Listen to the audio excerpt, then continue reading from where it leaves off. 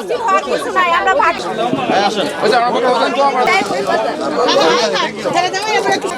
তাকাই সবাই ভাই একটু পিছনে থেকে। আবুল কালাম সাহেব বিন্দুকের মুখে ছাই দিয়ে উনি এভাবে গণতন্ত্র পুনরুদ্ধারের জন্য লড়াই সংগ্রাম করে দীর্ঘ 17 বছর অমানসিক পরিশ্রম করে যে ফল আমাদেরকে দিয়েছেন, আল্লাহর কাছে লাখ কোটি শুকরিয়া। আমরা কায় মনোবাক্যে আল্লাহর কাছে ফরিয়াদ করে দোয়া করি, হে আল্লাহ আমাদের নেতা আমাদের এমপি সাহেবকে সুস্থ রাখুন, ন্যায় হায়াত দান করুন। উনি যেন বন্দর এবং নারায়ণগঞ্জ মানুষের সেবা করতে পারে। সারা জীবন উনি বন্দর মানুষের জন্য জীবন বিলিয়ে দিয়েছেন। যতদিন বেঁচে থাকবেন ততদিন যেন এই বন্দর এবং নারায়ণগঞ্জের মানুষের জন্য হাত খুলে প্রাণ খুলে দিয়ে যান। আমি একটা কথা বিনয়ের সাথে ওনাকে বলবো, আপনি আমাদের নারায়ণগঞ্জ বরের সিনিয়র আইনজীবীদের সুখে দুঃখের সাথী। আমি বিশ্বাস করি, আমি আশা করি আপনি আইনজীবীদের পাশে থাকবেন। আমরা যেভাবে আপনার পাশে অতীতে ছিলাম, আমাদের এই পথ চলার যে দীর্ঘ পরিকল্পনা, এই পরিকল্পনা যেন কেউ ব্যাহত করতে না পারে সেদিকে খেয়াল রাখবেন। সন্ত্রাস, চাঁদাবাজ, মাস্তানি, লুটতরাজ, ভূমিদস্যু, অহেতুক বিচার আচারে কেউ যাবেন না। এবং এই ক্ষেত্রে মাননীয় সংসদ সদস্য, আপনি কাউকে আশ্রয় প্রশ্রয় দিবেন না। আপনি রাস্তায় নামছেন, কার দ্বারা দলের ক্ষতি হয়েছে, কে আপনার সাথে দেখা আপনার ক্ষতি করছে, দলের দুর্নাম করছে, এদের কাছ থেকে দূরে রাখবেন। তাহলে ইনশাআল্লাহ নারায়ণগঞ্জবাসীর দীর্ঘদিনের স্বপ্ন।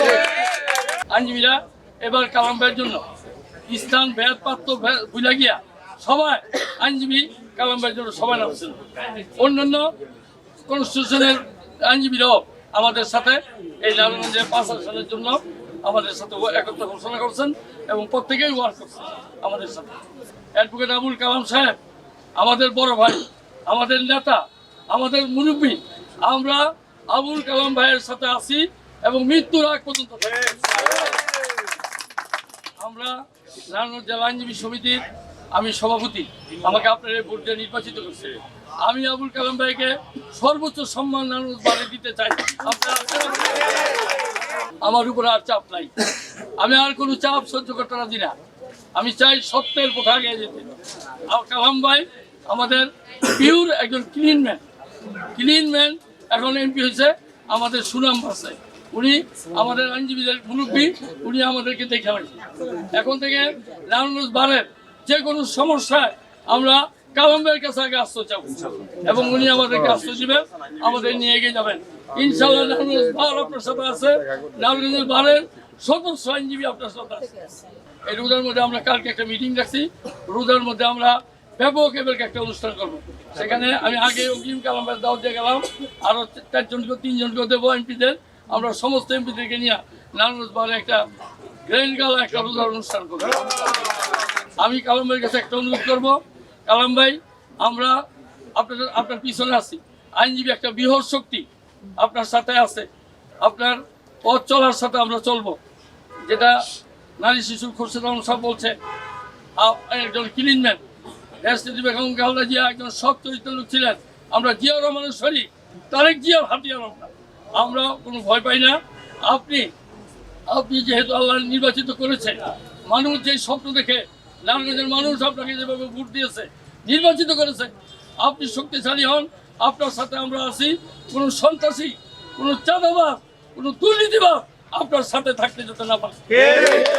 আমরা স্বার্থের জন্য দল করি না, আমরা ছবির জন্য দল করি না, আমরা সামনে আসার জন্য দল করি না।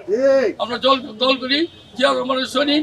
জিয়া রহমান সৈনিক হিসাবে ধানের শীত যে পাবে তার সাথে আমরা থাকবো, দূরে সরাই দিলে আমরা থাকবো।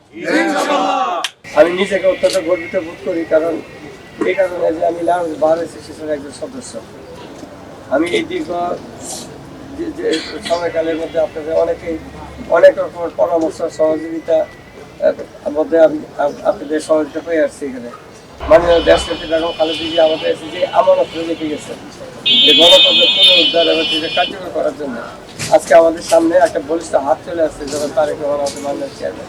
আমরা যে সত্যিকার অতি গণতন্ত্রে বিশ্বাস করি আর সত্যিকার অতি যদি গণতন্ত্রের চর্চা করতে চাই, এইভাবে যদি আমরা আসলে যদি গণতন্ত্রের মধ্যে আমরা নিজেদেরকে নিবন্ধিত রাখতে চাই, এই অধিকারটাকে যদি আমরা মনে করি যে এটা আসলে আমাদের স্বপ্ন, তাহলে এই মুহূর্তে থেকে আমাদের যে প্রয়োজনীয় অংশীদার সেটা হলো তারেক রহমান সাহেবকে এখন এগিয়ে নিয়ে যাওয়া। আজকে আমাদের সমাজ কিন্তু অত্যন্ত কলুষিত হয়ে গেছে। সমাজে আজকে জনদাবি কান থেকে কানে শুনতে গেলে পরে জায়গা নেই। সন্ত্রাস কিশোর সন্ত্রাস, চাঁদাবাজ, ভূমি দখল, দুর্নীতি মানে করাপশন, অনিয়ম, অবিচার, মানে আবিধানিক অর্থে অভিধানের যে সমস্ত নেগেটিভ সেন্সের যে শব্দগুলো আছে, শত শত শব্দ আমরা এখানে ইচ্ছে করে ব্যবহার করতে পারি। আমরা যারা পার্লামেন্টের মেম্বার, আমাদের কিন্তু আইন প্রণয়নের বিষয়টা দেখার কথা, কিন্তু আমাদের কাছে কিন্তু স্বামী স্ত্রীর ঝগড়া মিটমাট করে তো ড্রেনের ময়লা অপরিষ্কার করতে হবে।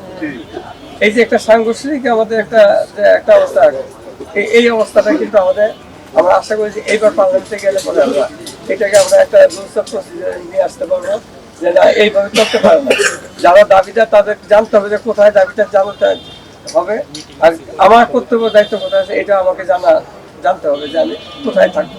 জামায়াত হিসেবে না, আমার গুণে যদি বাদল কাউসার গুণে দিতে দেওয়া হয়, জামায়াত হিসেবে বংশধর তো তারা যাবে কোথায়? তাদের তো ছাড় নাই, এদের কোনো ছাড় নাই, এদের জবাব দিতে করতেই হবে আপনাদের জনগণের কাছে। কারণ এদের একটা পরিচয় বহন করে, এরা ভাষা বাংলা, তাদের পরেও তাদের প্রজন্ম আসতে থাকবে। তো ওদের আপনাদের সকলের ওদের যদি আপনাদের দোয়া করবেন, ওদেরকে আপনার বোঝা দিবেন, আপনার সকলের সিনিয়র। আমাকে যদি আপনারা বলেন আপনাদের সিনিয়র, আমি বলবো ওদের সিনিয়র হলেন আপনারা। এটা আমি আপনাদের অর্পিত দায়িত্ব, আপনাদের অভিজ্ঞতা দেওয়ার জন্য আপনাদের আমি অর্পণ করতেছি। আপনার স্বেচ্ছায় গ্রহণ করার খুশি হবো, না হলে আমি বলবো ওদের জীবন আমাদের গ্রহণ করবে না।